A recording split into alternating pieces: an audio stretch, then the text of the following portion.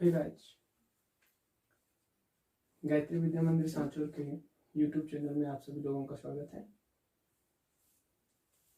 मैं प्रदीप सिंह और मैं आपको केमिस्ट्री पढ़ाऊंगा। यहाँ पे मेरी तरफ से पहला लेक्चर है केमिस्ट्री का। बात करते हैं केमिस्ट्री में कितने चैप्टर हैं। तो केमिस्ट्री में 17 चैप्टर हैं, जिनके बारे में मैं आपको जैसे जैसे चैप्टर पढ़ाते जाऊंगा, कितने नंबर में आते हैं, कैसे क्वेश्चन आते हैं, वो सब मैं आपको साथ साथ में ही बताते रहूंगा। स्पेशली मैं कोई भी वीडियो इसके लिए अपलोड नहीं करूंगा, आप लोगों के लिए साथ में बताते रहूंगा। 17 चैप्टर हैं आपके पास और पहला चैप्टर है सॉलिड स्टेट, जिसको कहते हैं हम ठोस अवस्था। 3 नंबर का चैप्टर है, ठीक है। 2 क्वेश्चन आते हैं, 2 में ये 3 क्वेश्चन पूछ लेता है। एक अलग से 1 नंबर का क्वेश्चन होता है छोटा सा, और 2 नंबर के एक ही क्वेश्चन के 2 पार्ट दे देता है। तो टोटल आपके 3 नंबर के कहें तो 3 क्वेश्चन ही आ जाते हैं आपके पास, छोटे छोटे। ये आरबीएससी के लिए कह रहा हूँ। अगर कोई अदर बोर्ड का स्टूडेंट है, हालांकि चैप्टर तो वही है सॉलिड स्टेट, आप पढ़ सकते हो, आराम से वीडियो देख सकते हो। लेकिन अगर एग्जाम पैटर्न की बात करेंगे तो मैं आरबीएससी के एग्जाम पैटर्न की बात कर रहा हूँ पे, ठीक है। सॉलिड स्टेट के बारे में आपने अपने जूनियर क्लासेस में पढ़ा ही होगा, 11वीं में भी पढ़ा है थोड़ा बहुत बेसिक नॉलेज, ठीक है। तो हम बेसिक से स्टार्ट करते हैं। सबसे पहली बात करते हैं पदार्थ की। जैसे कि आप लोग सभी लोग जानते हो भाई पदार्थ क्या चीज होती है, पदार्थ क्या है। तो आप सभी लोग जानते हैं ऐसी वस्तुएं जिनका निश्चित द्रव्यमान होता है और जो स्थान घेरती हैं पदार्थ कहलाती हैं। सभी लोग जानते हैं, आपने बहुत छोटी छोटी क्लासों में आपने पढ़ा होगा, 9th में भी पढ़ा होगा ये सारी चीजें, ठीक है। तो हम बात करते हैं कि पदार्थ की अवस्थाएं कितनी होती हैं। बेसिकली पदार्थ की 5 अवस्थाएं होती हैं। मैंने तो 3 ही लिखी है, ठोस, द्रव और गैस। बाकी 2 कहाँ गई? तो 2 में से एक होती है आपकी पोस्ट आइंस्टीन पार्टिकल्स, जिनको हम गॉड पार्टिकल के नाम से भी जानते हैं, और एक प्लाज्मा पार्टिकल्स होते हैं। उन दोनों के बारे में हम यहाँ पे स्टडी नहीं करेंगे, क्योंकि आपके 12th तक तो इनकी कोई स्टडी नहीं है। 12th क्या है, बीएससी लेवल पे भी जाओगे तो वहाँ पे भी आपको इतना कुछ मिलने वाला नहीं है इनके बारे में। हाँ, मास्टर्स अगर आप करते हो केमिस्ट्री से, फिजिक्स में भी आ जाते हैं पोस्ट आइंस्टीन पार्टिकल, ठीक है, तो वहाँ पे आपको कुछ मिल सकता है। लेकिन 12th तक आपके पास वो 2 पार्टिकल के बारे में कोई भी जानकारी नहीं है। तो हम इन तीनों के बारे में ही यहाँ पे डिस्कस करते हैं। पहली बात भाई, ये पदार्थ की 3 अवस्थाएं कैसे डिफ्रेंशिएट हुई हैं एक दूसरे से। तो इनके लिए 2 फैक्टर यहाँ पे आते हैं। सबसे पहला है आपका अट्रैक्शन फोर्स और दूसरा है आपका थर्मल एनर्जी। इन दोनों के कोरिलेशन से ही इन तीनों पदार्थ, इन तीनों अवस्थाओं को एक दूसरे से हम डिफ्रेंशिएट कर सकते हैं। उससे पहले मैं आपको एक बात बता देता हूँ, जब आप सॉलिड स्टेट पढ़ोगे तो समय ये बात आपको बहुत अच्छे से ध्यान रखनी है। क्या लिखा है मैंने? अवयवी कण, ठीक है। बहुत सारी किताब में आपने अणु लिखा हुआ सुना होगा कि अणुओं के बीच की दूरी ऐसी होती है, तो ऐसा कुछ नहीं है। देखो, सॉलिड केवल अणुओं से मिलकर नहीं बने होते हैं, आयन से भी मिलकर बने हो सकते हैं, एटम से भी मिलकर बने हो सकते हैं। इसलिए इनका मैंने एक अलग से वर्ड तैयार किया है, अवयवी कण, ठीक है। तो आप इनको अवयवी कण के नाम से ही जानोगे। आज के बाद जब भी आप सॉलिड स्टेट चैप्टर पढ़ोगे तो ये नाम आपको बहुत ज्यादा सुनाई देने वाला है। क्या? अवयवी कण। तो अगर मैं अवयवी कण कह रहा हूं तो वहां पे आप समझ आना कि मैं किसी की भी बात कर सकता हूं यहाँ पे, ठीक है। बात करते हैं द सॉलिड या लिक्विड या गैस, ये कौन कौन सी स्टेट होती हैं और कैसे कैसे इनको हम डिफाइन कर सकते हैं यहाँ पे। तो सॉलिड स्टेट कैसे आती है वो मैं आपको बताता हूँ। एक फैक्टर जो यहाँ पे मैंने लिखा है अट्रैक्शन फोर्स, आकर्षण बल क्या करता है। देखो, आकर्षण बल अवयवी कणों को पास पास लेके आता है, ठीक है। और थर्मल एनर्जी क्या करती है? अवयवी कणों को दूर दूर लेके जाती है। हालांकि आपने 11th क्लास में पढ़ लिया होगा, ठीक है। थर्मल एनर्जी दूर दूर लेके जाती है और अट्रैक्शन फोर्स अवयवी कणों को पास पास लेके आता है। तो सॉलिड में ये वाला जो फैक्टर होता है, कौन सा वाला? अट्रैक्शन फोर्स वाला, बहुत ही ज्यादा स्ट्रांग होता है, ठीक है। और थर्मल एनर्जी क्या होती है? बहुत कम होती है। अब देखो, जो पार्टिकल को दूर दूर लेके जा रही है वो तो कम है, और जो पार्टिकल को पास पास लेके आ रही है वो बहुत ज्यादा स्ट्रांग है। तो इफेक्टिव कौन हो जाएगा? यही हो जाएगा ना। दैट्स वाई सॉलिड में जो पार्टिकल होते हैं वो बहुत पास पास होते हैं। अब कितने पास पास होते हैं? अगर आपको लगता है कि ये एक दूसरे से चिपके हुए होते हैं तो आप बिल्कुल गलत सोचते हो। एक दूसरे से चिपके हुए नहीं होते हैं, थोड़ा बहुत डिस्टेंस तो इनमें होती है। मतलब हम कहें तो यहाँ पे कुछ रिक्तिकाएं आती हैं, जिनको हम यहाँ पे रेखीय रिक्तिका कहते हैं, ठीक है। तो ऐसा नहीं है कि सॉलिड के पार्टिकल एक दूसरे से एकदम चिपके हुए रहता है, नहीं, बिल्कुल नहीं। रेखीय रिक्तिका पाई जाती है। आईआईटी में आईआईटी जेम में, जी में तो नहीं आया था शायद, आईआईटी जेम में क्वेश्चन आया था कि भाई इसमें कोई वॉइड्स होती है क्या, तो लीनियर वॉइड्स होती है यहाँ पे, ठीक है। अगर हम केवल सिंगल डायमेंशन मतलब एक डायमेंशन की बात कर रहे हैं यहाँ पे, एक विमीय सॉलिड हम लें तो उनमें क्या वॉइड्स होती हैं, ऐसा क्वेश्चन आया था, तो बिल्कुल लीनियर वॉइड्स होती हैं, ठीक है, चिपके हुए नहीं होते हैं पार्टिकल, ये बात ध्यान रखना आपको। तो अब मैंने क्या कहा, अट्रैक्शन फोर्स पास पास लेके आता है, देखो जो वाला फैक्टर पास पास लेके आता है पार्टिकल को बहुत ज्यादा स्ट्रॉन्ग है, इसलिए इसके पार्टिकल बहुत पास पास होते हैं। गैस में उल्टा हो जाता है, जो पास पास लाने वाला फैक्टर होता है ना अवयवी कणों को, वो दुर्बल होता है, और थर्मल एनर्जी जो दूर दूर लेके जाती है पार्टिकल को, वो क्या होती है, बहुत ज्यादा होती है। इसलिए गैस के पार्टिकल क्या होते हैं, बहुत दूर दूर रहते हैं कंपेयर टू सॉलिड। अब लिक्विड तो आप समझ ही होंगे, इन दोनों के बीच में आने वाला है।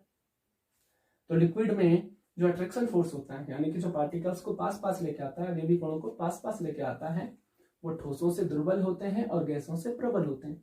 थर्मल एनर्जी ठोसों से अधिक होती है और गैसों से कम होती है, इसीलिए गैस की कंपेयर में इसके पार्टिकल ज्यादा पास होते हैं, ठोस की कंपेयर में दूर होते हैं, ठीक है।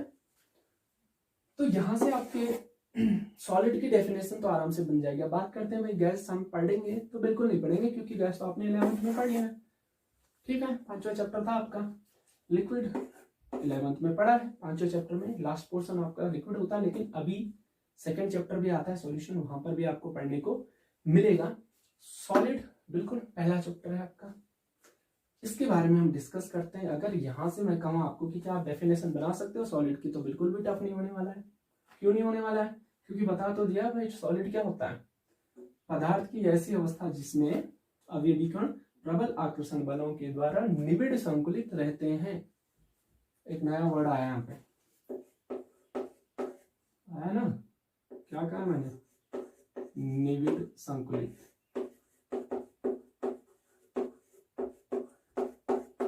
ठीक है। इसमें थोड़ा डिस्कस करूंगा, बस मैं एक बार आपको डेफिनेशन बता देता हूँ क्लियर, फिर मैं बताता हूँ निबिड़ संकुलित क्या है। पदार्थ की ऐसी अवस्था जिसमें अवयवी कण प्रबल आकर्षण बलों के द्वारा निबिड़ संकुलित होते हैं और उनकी ऊष्मीय ऊर्जा का मान क्या होता है, बहुत ही कम होता है, ठोस अवस्था कहलाती है। बात समझ में आई। अब मैंने निबिड़ संकुलित किसको लिखा, देखो बेटा, जो मैं कह रहा था ना आपको पास पास पास पास होते हैं, तो उसी को निबिड़ संकुलित कहते हैं। इंग्लिश में आप इजीली समझ जाओगे, इसको इंग्लिश में हम क्लोजली पैक्ड कहते हैं, यहां से आपको समझ में आ जाएगा, क्लोजली पैक्ड मतलब इतने पास पास कि उनके बीच बहुत कम क्या रहे, वॉइड्स रहे। मैंने कहा वॉइड्स तो होती है, रेखीय रिक्तिका कहते हैं इसको, तो वॉइड्स तो रहे, बहुत कम वॉइड्स रहे, बहुत कम स्पेस रहे पार्टिकल्स के बीच। इतने पास पास जो पार्टिकल आ जाते हैं तो उनको निबिड़ संकुलित स्ट्रक्चर कहते हैं, ठीक है। कितने पास पास होने चाहिए, इतने पास पास कि उनको हम कंप्रेस ना कर पाए, सीधी बात है, ठीक है। निबिड़ संकुलित का मतलब क्या, पार्टिकल इतने पास पास हो कि उनकी कंप्रेसिबिलिटी जो होती है वो एकदम नेग्लिजिबल हो जाए, नगण्य हो जाए। तो सॉलिड की डेफिनेशन आपको पता चल गई है। यहीं से मैं सॉलिड के कुछ सैलिएंट फीचर्स इसको कहते हैं, या कैरेक्टरिस्टिक्स फीचर जिनको कहते हैं, कुछ विशिष्ट अभिलक्षण की बात करेंगे जो आप अपने बचपन से पढ़ते आए हो, और कुछ तो मैं यहीं पर डिस्कस कर चुका हूं कि अवयवी कणों के बीच आकर्षण बल प्रबल होता है, पहली बात। अब आकर्षण बल प्रबल है तो दूसरा पॉइंट इसी से निकल के आ जाएगा कि पार्टिकल के बीच की डिस्टेंस बहुत ही कम होती है। अब डिस्टेंस कम होगी तो कंप्रेसिबिलिटी घट जाएगी, आ रहा है ना अपने आप, टॉपिक यहीं पे क्लियर हो जाएगा आपका। तो कंप्रेसिबिलिटी मतलब उसकी संपीड्यता क्या हो जाती है, लगभग नगण्य हो जाती है, ठीक है। अब अगर कंप्रेसिबिलिटी नगण्य है, इसका मतलब ये कठोर भी तो होंगे, है कि नहीं है। तो 4 फैक्टर तो यहीं पे, सॉरी 4 फीचर्स तो मैंने यहीं पे बता दिया आपको, कौन कौन से। पहला, अट्रैक्शन फोर्स बहुत स्ट्रांग होता है। दूसरा, पार्टिकल्स बहुत पास पास होते हैं, पार्टिकल पास पास है। तो तीसरा यहीं से निकल के आ जाएगा, इनका कंप्रेसिबिलिटी जो होती है बहुत ही नगण्य होती है, संपीड्यता नहीं होती है, और संपीड्य नहीं होंगे तो कठोर हो जाएंगे, चौथा यहीं से आ गया। और अगर हार्ड है, संपीड्य नहीं है, तो मेल्टिंग पॉइंट, और मेल्टिंग पॉइंट जो होगा वो भी तो हाई हो जाएगा ना। तो जनरली इनका मेल्टिंग पॉइंट क्या होता है, हाई होता है। ये सारी बातें तो आप लोग पहले भी पढ़ चुके हो अपनी क्लासेस में, फिर भी आप लोग इन चीजों को एक बार मैंने बता दिया, आप लिख सकते हो, ठीक है। आगे बात करते हैं ठोस का वर्गीकरण। देखो ठोसों को दो भागों में वर्गीकृत किया गया, one is crystalline solid, other one is अक्रिस्टलाइन और एमॉर्फस सॉलिड। देखो क्रिस्टलीय ठोस होता है पहला, दूसरा होता है अक्रिस्टलीय ठोस। अक्रिस्टलीय ठोस को हम एमॉर्फस ठोस भी कहते हैं। क्या कहते हैं? एमॉर्फस ठोस भी कहते हैं। तो हम इन्हीं दोनों के बारे में यहाँ पे डिस्कस करने वाले हैं।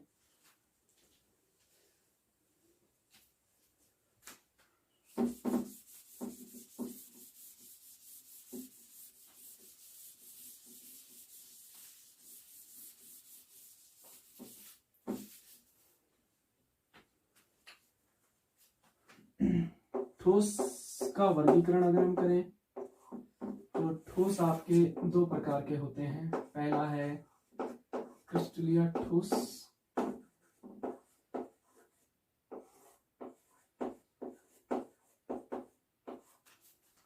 दूसरा है अक्रिस्टलीय ठोस।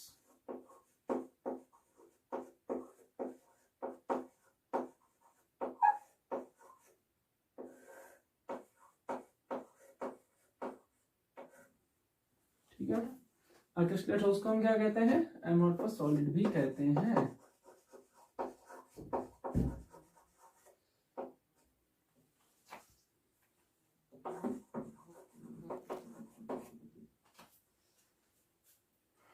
तो ये दोनों क्या होते हैं, इनके बारे में हम यहाँ पे थोड़ा सा स्टडी करने वाले हैं।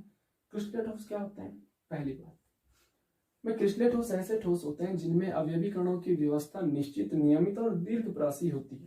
ध्यान रखना, मैंने कहा ना ये वर्ड तो आता रहेगा, इसको बस नोट कर लो। जिसमें अवयवी कणों की व्यवस्था निश्चित, नियमित और दीर्घप्रासी होती है, ऐसे ठोस क्या कहलाते हैं? क्रिस्टलीय ठोस कहलाते हैं। तो व्यवस्था निश्चित नियमित होने का मतलब क्या है? व्यवस्था निश्चित नियमित होने का मतलब यह है कि दो पार्टिकल्स के बीच की जो डिस्टेंस है वो फिक्स होगी। समझ में आ रही बात? सपोज टू भी मेरे पास भाई ये दो पार्टिकल हैं, मतलब केवल दो पार्टिकल से मिलकर बने। मेरे पास दो डिफरेंट चौक नहीं है, बस मैं ऐसा ऐसा करके आपको करवा देता हूँ कि ये अलग पार्टिकल है, ये अलग पार्टिकल है। ठीक है, तो देखो भाई हम बॉन्ड लेंथ किसको कहते हैं? आपको अच्छे से पता है, इसके सेंटर से इसके सेंटर में किसी भी परमाणु के केंद्र, जो नाभिक का केंद्र होता है, उन दो परमाणु के नाभिक के केंद्र के बीच की जो दूरी होती है उसको बॉन्ड लेंथ कहते हैं। तो इन दोनों के बीच की बॉन्ड लेंथ होगी। अब यही पार्टिकल सामने आ जाएगा तो ऑब्वियसली सी बात है भाई, अगर ये दोनों सेम पार्टिकल हैं तो ये सेम पार्टिकल अगर अरेंजमेंट करें तो फिक्स अरेंजमेंट किसको कहेंगे? कि इस पार्टिकल के बाद ये वाला पार्टिकल आएगा और इस वाले पार्टिकल के बाद ये वाला पार्टिकल आएगा। तो बॉन्ड डिस्टेंस इसकी इक्वल होने वाली है ना, बिल्कुल इक्वल होने वाली है। तो ऐसी अरेंजमेंट को हम क्या कहते हैं? यहाँ पे निश्चित और नियमित अरेंजमेंट है। ठीक है, इन दोनों के बीच की डिस्टेंस जितनी होगी उतनी इन दोनों के बीच की डिस्टेंस होगी और उतनी ही इन दोनों के बीच की डिस्टेंस होगी। फिर इस पार्टिकल को नीचे लिख देते हैं हम, इन दोनों के बीच की डिस्टेंस वही होने वाली है, फिर इन दोनों के बीच की डिस्टेंस वही होने वाली है, इन दोनों के बीच की डिस्टेंस। ऐसे करके हमने कोई सॉलिड बनाया। तो ऐसा सॉलिड जो होता है वो क्रिस्टलाइन सॉलिड होता है। अब देखो इसका अरेंजमेंट फिक्स है, इसके बाद यही आने वाला है और इसके बाद ये आने वाला है कि नहीं? दीर्घप्रासी क्यों कहते हैं? दीर्घप्रासी इसलिए कहते हैं कि जितनी भी लंबी प्रास तक ये क्रिस्टलाइन सॉलिड होगा उसमें अरेंजमेंट में कोई चेंजिंग नहीं आने वाला है। यानी कि मैं कहूं कि इस पार्टिकल के बाद कौन सा पार्टिकल आने वाला है और कितनी डिस्टेंस पे आने वाला है, तो आप अच्छे से जानते हो इतनी ही डिस्टेंस पर आने वाला है और यही पार्टिकल आने वाला है। तो आप जितनी भी लंबी, मतलब एक सुबह सुबह आप प्रार्थना करते हो ना, माना कि किसी क्लास में केवल स्टार्ट में 10 ही स्टूडेंट आए तो आपको पता है वो कहाँ लगने वाले हैं।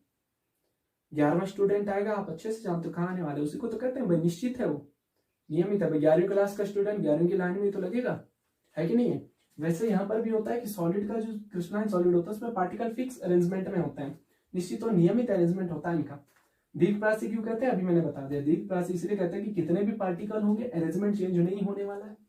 इसको इजीली वे में और समझ लेते हैं हम। सपोज करो हमारे पास दो पार्टिकल है ए और बी, ठीक है, तो हम ये कह सकते हैं कि ए पार्टिकल के बाद बी पार्टिकल जुड़ रहा है, तो अब फिक्स है कि बी के बाद कौन सा जुड़ने वाला है? ए पार्टिकल। और ए के बाद कौन जुड़ने वाला है? बी। बी के बाद कौन जुड़ने वाला है? ए के बाद कौन जुड़ने वाला है? बी। अब ए के नीचे कौन जुड़ेगा? बी। बी के नीचे ए, बी, ए, बी ए, ये हुआ ना निश्चित और नियमित हुई ना व्यवस्था। दीर्घप्रासी जितना मर्जी उतने पार्टिकल्स आएंगे, उनके अरेंजमेंट में कोई चेंजिंग नहीं आने वाला। मैं कहूँ 6 और पार्टिकल मैं सामने जोड़ देता हूँ तो आपको अच्छे से पता है बी के बाद क्या आने वाला है, बिल्कुल ए आने वाला है, ए के बाद बी आने वाला है, समझ लो। यहां ऐसा कुछ भी नहीं होता है, यहां ना तो व्यवस्था निश्चित होती है ना नियमित होती है। अगर निश्चित नियमित हुई भी तो भी वो एक छोटे से प्रास के लिए होती है, इसलिए इसको हम लघु प्रासी कहते हैं। जनरल हम कह सकते हैं कि इनमें व्यवस्था निश्चित नियमित नहीं होती है और ये लघु प्रासी होती है, मतलब एक छोटे से प्रास के लिए कहीं ना कहीं पर तो ए के बाद बी पार्टिकल आएगा ही आएगा। समझ में आ रही बात? देखो ना, चलो भाई हमें नहीं पता ए के बाद क्या आने वाला है, सपोज करो ए के बाद बी आ गया या ए आ गया दोबारा, फिर कहीं ना कहीं पे तो बी आएगा, सपोज करो यहाँ पे बी आ गया। अब बी के बाद माना कि बी आ रहा है लेकिन अचानक फिर से ए आ गया, फिर बी आ गया, फिर ए आ गया, ऐसा करके भाई पार्टिकल्स का तो हमें पता नहीं अरेंजमेंट कैसा होने वाला है, लेकिन कहीं ना कहीं पर अरेंजमेंट वैसा का वैसा हमें मिल जाएगा जैसे क्रिस्टलाइन सॉलिड में मिलता है। देखो यहाँ पे मिला है ना बी के बाद ए के बाद बी, बी के बाद ए, लेकिन हालांकि इस पूरे अरेंजमेंट को देखें तो ये निश्चित नियमित नहीं है, लेकिन एक छोटे से प्रास के लिए तो निश्चित नियमित है ना, इसलिए ऐसे सॉलिड को हम क्या कहते हैं, लघु प्रासी कहते हैं। तो इनकी व्यवस्था निश्चित नियमित दीर्घप्रासी होती है, इनकी व्यवस्था निश्चित नियमित नहीं होती है, अगर हो भी गई तो लघु प्रासी होती है। अब मैं कहूँ भाई ए के नीचे क्या आने वाला है, तो अगर क्रिस्टलाइन सॉलिड होता तो आपको पता होता कि ए के नीचे बी आने वाला है, लेकिन यहाँ बी आ जाए है ना, पार्टिकल फिक्स तो है नहीं, तो हम क्या पता, हमें क्या पता क्या आने वाला है। तो अगर अरेंजमेंट निश्चित नियमित ना हो, लघु प्रासी हो, लघु प्रासी का मतलब समझ गए, छोटे से प्रास के लिए व्यवस्था निश्चित नियमित हो जाती है, इसलिए इसको हम लघु प्रासी कहते हैं। लेकिन इनकी व्यवस्था जो होती है वो निश्चित नियमित होती है बहुत लंबे प्रास तक, इसलिए इनको हम दीर्घप्रासी कहते हैं। ठीक है, अब इनके डिफरेंस जानते हैं। डिफरेंस पूछ लेता मैं आपको बता देता हूँ 2020 में ही, अभी मतलब इसी साल का जो पेपर हुआ था, हालांकि मैथ का पेपर अभी तक हो नहीं पाया है, केमिस्ट्री का जो पेपर हुआ था उसमें एक नंबर में क्वेश्चन पूछा गया था, क्रिस्टलीय और अक्रिस्टलीय ठोसों के बीच अंतर स्पष्ट कीजिए। 2 अंतर पूछे गए थे, मतलब 2 अंतर तो मैंने बता दिया आपको कुछ नहीं करना था, ऐसे एक साइड क्रिस्टलीय ठोस लिख के एक साइड अक्रिस्टलीय ठोस लिख के इधर लिखना था, इनकी व्यवस्था निश्चित नियमित होती है, इनकी व्यवस्था निश्चित नियमित नहीं होती है, ये दीर्घप्रासी होते हैं और ये लघुप्रासी होते हैं।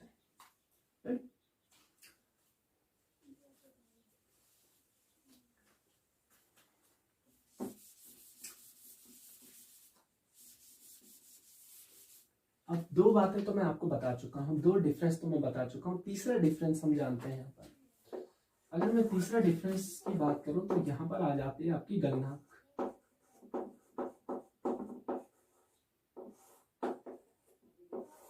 गलनांक क्या होता है आपको मैंने 11वीं में बताया भी था, 11वीं क्लास में आप पढ़ते ही हो, जब गैसेस स्टेट चैप्टर पढ़ते हो तो उसमें लास्ट में लिक्विड स्टेट आता है।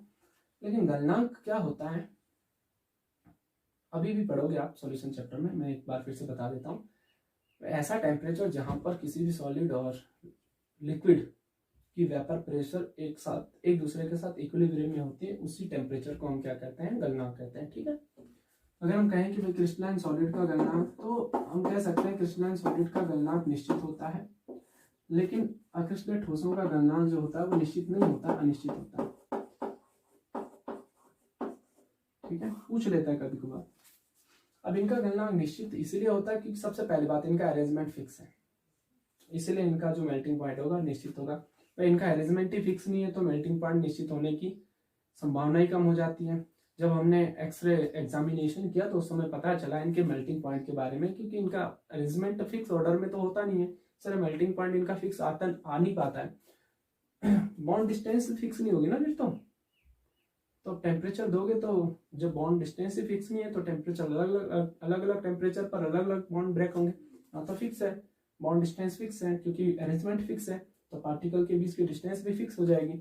अब यहाँ पर हम बात करते हैं कि निश्चित का मतलब क्या होता है। निश्चित का मतलब होता है कि टेम्परेचर जो फिक्स है, जैसे कि मैं आइस की बात करता हूँ, इजिली मैं आपको समझा देता हूँ। आइस भी क्रिस्टलाइन सॉलिड है, ठीक है, बात करेंगे इसके बारे में आगे। आइस का जो मेल्टिंग पॉइंट होता है वो 0 डिग्री सेंटीग्रेड होता है। इसका मतलब है कि आइस के द्वारा मैक्सिमम एब्जॉर्बिंग टेम्परेचर कितना होगा, 0 डिग्री सेंटीग्रेड। समझ रहे हो? देखो भाई, आपने फ्रीजर में से आइस को निकाला, सपोज करो फ्रीजर में से आइस को बाहर निकाला। अब बाहर का टेम्परेचर कुछ ज्यादा तो होगा, ये अंदर फ्रीजर का टेम्परेचर माना कि 0 डिग्री था, ठीक है, आपने 0 डिग्री से बाहर निकाला आइस को, बाहर 25-26 डिग्री टेम्परेचर तो होगा ही ना मिनिमम। अब देखो, अगर टेम्परेचर बाहर ज्यादा है तो बर्फ को भी टेम्परेचर के अकॉर्डिंग क्या हो जाना चाहिए, थोड़ा सा गर्म हो जाना चाहिए, लेकिन ऐसा तो नहीं होता है, क्योंकि बर्फ पिघलना स्टार्ट हो जाएगी, लेकिन बर्फ का जो मैक्सिमम टेम्परेचर होगा वो 0 डिग्री होगा, क्योंकि 0 डिग्री पर तो ये पिघलना स्टार्ट हो जाती है ना। समझ रहे हो? तो आइस की फीलिंग कैसी होगी आपके हाथ में, ठंडी की ठंडी, जैसे आपने फ्रीजर से निकाली थी। क्यों? क्योंकि 0 डिग्री से ज्यादा एब्जॉर्ब करेगा नहीं, फिक्स है ना, निश्चित है ना गलनांक। तो आप फील करोगे कि बर्फ जितना ठंडा अंदर था फ्रीजर में उतना ही ठंडा बाहर भी है, क्योंकि इसके द्वारा एब्जॉर्ब किया गया मैक्सिमम टेम्परेचर 0 डिग्री है। अब आप सोच रहे होंगे कि 25 डिग्री सेंटीग्रेड टेम्परेचर पर पानी तो गर्म हो जाता है, तो पानी तो गर्म हो गई भाई। अब 0 डिग्री से पानी बन रहा है आपका, आइस पानी में कन्वर्ट हो रहा है 0 डिग्री के बाद, तो वो पानी धीरे धीरे गर्म हो जाएगा, लेकिन आइस तो ठंडी की ठंडी रहेगी ना, जब तक कि वो पानी में कन्वर्ट नहीं हो जाती है। समझ रहे हो ना बात को? तो हम कह सकते हैं मेल्टिंग पॉइंट तो इसका फिक्स है। क्यों है? मैंने पहले बता दिया, अरेंजमेंट फिक्स है। अब इसका अरेंजमेंट फिक्स तो होता नहीं है, इसीलिए ये जो मेल्ट होते हैं ना, ये एक टेम्परेचर की रेंज में मेल्ट होते हैं। सपोज टू भी कोई भी पदार्थ है और वो 90 डिग्री से लेकर के 100 डिग्री के बीच में आपका मेल्ट हो रहा है, तो इसका मतलब क्या है, एक टेम्परेचर की रेंज में मेल्ट हो रहा है। तो इसीलिए हम कहते हैं कि इनका, क्योंकि इनका अरेंजमेंट फिक्स नहीं है तो मेल्टिंग पॉइंट भी फिक्स नहीं हो पाता है। तो एक टेम्परेचर की एक रेंज के बीच में ये क्या होता है, मेल्ट होता है। जबकि ऐसे सॉलिड फिक्स टेम्परेचर पर, एकदम टेम्परेचर के एक मेन पॉइंट पर, जैसे आइस 0 डिग्री पर, मानो 0 डिग्री पर ही पिघलेगा। हाँ, वो अलग बात है, अगर हम कोई पार्टिकल मिला देते हैं तो वेपर प्रेशर डिक्रीज कर देते हैं तो फ्रीजिंग पॉइंट डिक्रीज हो जाता है। वो तो सॉल्यूशन में मैं अलग से बताऊंगा आपको। हम कर सकते हैं किसी के भी फ्रीजिंग पॉइंट को डिक्रीज कर सकते हैं, बॉइलिंग पॉइंट को इंक्रीज कर सकते हैं, वो अलग मेथड है। लेकिन यहाँ पर मैं केवल एक प्योर सॉलिड की बात कर रहा हूँ, ठीक है। अब इसी से रिलेटेड आ जाता है आपका शीतलन वक्र। भाई, अब तक हम जिस चीज को मेल्ट कर रहे थे, अब उसी मेल्ट हुई चीज को हम ठंडा करना स्टार्ट करें तो शीतलन वक्र कैसा आता है। बहुत सारे लोगों को सुनकर बड़ा अजीब लगता है कि इसका जो क्रिस्टलाइन सॉलिड होता है, इनका शीतलन वक्र असतत होता है, और इनका जो शीतलन वक्र होता है वो सतत होता है। मतलब बच्चे बहुत बार कंफ्यूज कर देते हैं ना, पॉजिटिविटी आ जाती है क्रिस्टलाइन सॉलिड के बारे में सुन के कि भाई फिक्स अरेंजमेंट है, दीर्घप्रासी है, तो ऐसा लगता है शीतलन वक्र सतत आने वाला है। बिल्कुल गलत है, असतत आता है। इनका शीतलन वक्र सतत आता है, ये ध्यान रखना। अब इनका असतत क्यों आता है? मैं सीधी सी बात है, चलो मैं वक्र खींच के बता देता हूँ। टेम्परेचर वर्सेस टाइम अगर मैं यहाँ पे ग्राफ खींचूं तो कैसा आएगा? देखो, जिस आइस को हमने पानी में कन्वर्ट किया उसी पानी को हम आइस में कन्वर्ट करके देखते हैं। 25 डिग्री सेंटीग्रेड से आपने पानी को लिया और फ्रीजर में डाला। सपोज करो यहाँ पर ये टेम्परेचर था, ठीक है, स्टार्टिंग। यहाँ पर हमने वाटर रखा है, यहाँ पे कोई भी टाइम हो रहा हो, सपोज करो 10 बज रही है, चलो 10 ही बज रही है मान लिया।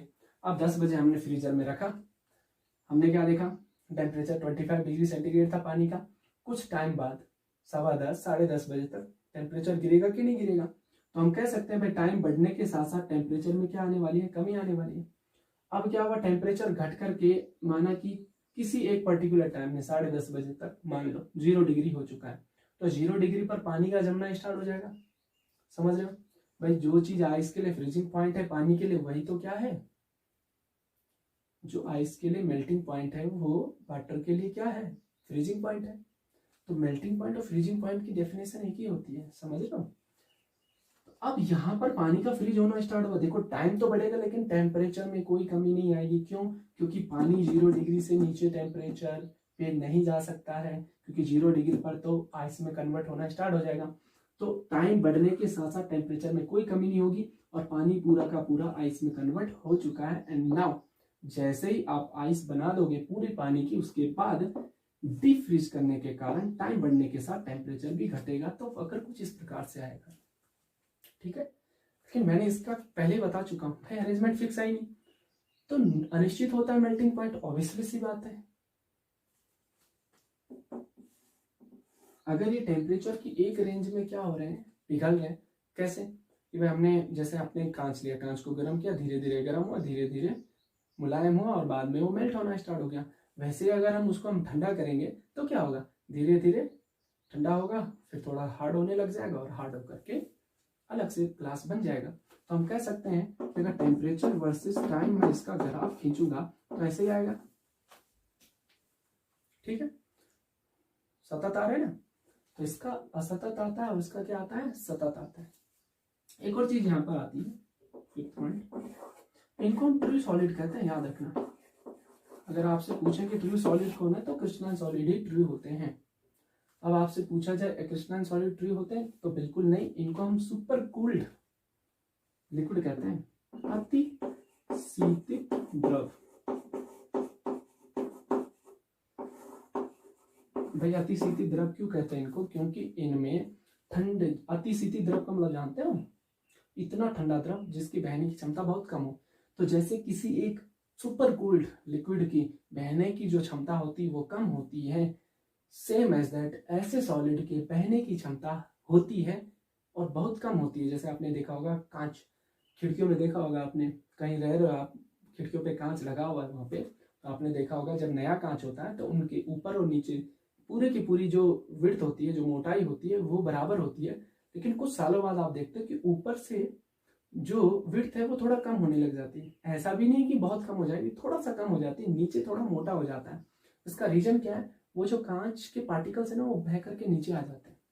समझ में आ रही बात, तो इनमें भी बहने की क्षमता होती है, इसलिए इनको हम अतिशीतित द्रव कहते हैं। तो ट्रू सॉलिड यही है, इसका मतलब आप समझ रहे हो। आगे जाकर के हम यही पढ़ाने वाले हैं आपको, क्रिस्टल ठोस, इनके बारे में कुछ भी स्टडी नहीं है यहाँ पर इस चैप्टर में। अब मोस्ट इंपॉर्टेंट डिफरेंस, जो लास्ट, जो सबसे ज्यादा क्वेश्चन पूछा जाता है उसके बारे में डिस्कस करेंगे।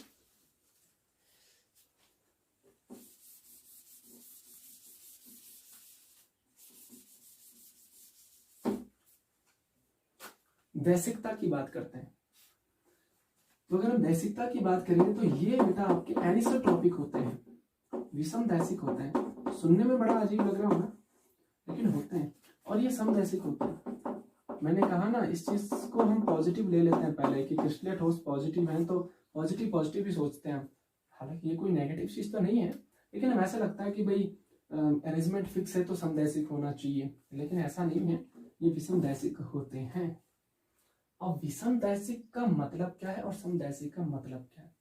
देखो बेटा, अगर हम दो डिफरेंट डायरेक्शन ले लें और दो डिफरेंट डायरेक्शन में जाएं, तो अगर डिफरेंट डायरेक्शन में फिजिकल प्रॉपर्टीज डिफरेंट आने लग जाए, भिन्न भिन्न दिशाओं में जाने पर यदि भौतिक गुण भिन्न भिन्न आ रहे हैं तो वो विषमदैशिक गुण होता है, और अगर भिन्न भिन्न दिशाओं में जाने पर भौतिक गुण समान आ रहे हैं तो वो क्या होता है। ठीक,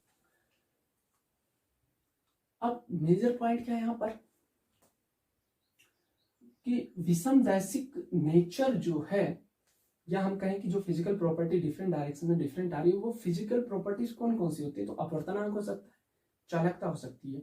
कौन कौन सी चालकता हो सकती है, एक हो सकती है आपकी इलेक्ट्रिकल, जिसको हम कहते हैं विद्युतीय चालकता, और एक उसमें चालकता हो सकती है, रेजिस्टेंस भी इसके अंतर्गत आ जाते हैं। तो डिफरेंट डायरेक्शन में जाने पर अगर फिजिकल प्रॉपर्टी डिफरेंट आ रही है, कौन कौन सी, अपवर्तनांक, चालकता, रेजिस्टेंस, तो वो विषमदैशिक है, और समान आ रही है तो वो समदैशिक है। अब इसको मैं एक अच्छे से आपको समझा देता हूं कैसे। सपोज करो ये हमारे पास सॉलिड है, क्रिस्टलाइन सॉलिड, ये तो था, ठीक है, मैं बता चुका हूं पहले, अरेंजमेंट फिक्स होता है। यहाँ क्या आएगा बी, यहाँ क्या आएगा ए, यहाँ क्या आएगा बी, यहाँ क्या आएगा ए, यहाँ क्या आएगा बी, यहाँ क्या आएगा ए, यहाँ क्या आ जाएगा ए, यहाँ पे क्या आ जाएगा बी, ए बी ए, आएगा आपका, ठीक है। अब देखो ये अरेंजमेंट है, क्रिस्टलाइन सॉलिड होते हैं। अब ये मत कहना सर दूर दूर के लिखना, बस ऐसे लिख दें, आप चाहो तो पास पास लिख सकते हो। दो डिफरेंट डायरेक्शन पकड़ लो आप। देखो मैंने इसकी एक तो हाइट ली है, एक लेंथ ली है। तो सॉलिड को मैंने 2D में लिखा है तो तीन दिशा तो नहीं ले सकते ना, दो ही दिशा लेंगे हम, दो ही डायरेक्शन ले सकते हैं यहाँ पे। एक तो ये वाली डायरेक्शन में चले जाओ और एक इस वाली डायरेक्शन में चले जाओ, आप समझ जाओगे क्या हो रहा है। देखो जब हम इस डायरेक्शन में जा रहे हैं तो अरेंजमेंट कैसा आ रहा है, B A B A B A, और जब हम इस डायरेक्शन में जा रहे हैं तो अरेंजमेंट कैसा आ रहा है, बी बी बी। तो अगर इस डायरेक्शन में अरेंजमेंट डिफरेंट है और इस डायरेक्शन में अरेंजमेंट डिफरेंट है, तो बताओ अगर अरेंजमेंट डिफरेंट है तो फिजिकल प्रॉपर्टीज क्या आने वाली है? एग्जैक्टली डिफरेंट आने वाली है। अगर फिजिकल प्रॉपर्टीज डिफरेंट आ रही है इसीलिए तो इसको हमने क्या कहा है? विषमदैशिक कहा। अब ये समदैशिक कैसे हो गया? तो ये इजीली समझ जाओगे आप। भाई खुद सोचो, जब इसका अरेंजमेंट प्रत्येक डायरेक्शन में फिक्स होता ही नहीं है तो पूरी डायरेक्शन एक जैसी हो गई ना इसकी, और अगर सारी की सारी डायरेक्शन एक जैसी हो गई हैं तो 100% श्योर है इसके सारे के सारे डायरेक्शन में फिजिकल प्रॉपर्टीज भी क्या आने वाली हैं? सेम आने वाली है। समझ रहे हो ना बात को? भाई ए है, इसके बाद क्या लिखोगे? डोंट नो, ए भी हो सकता है, बी भी हो सकता है ना भाई, अरेंजमेंट तो फिक्स है नहीं। नीचे क्या आने वाला पता नहीं।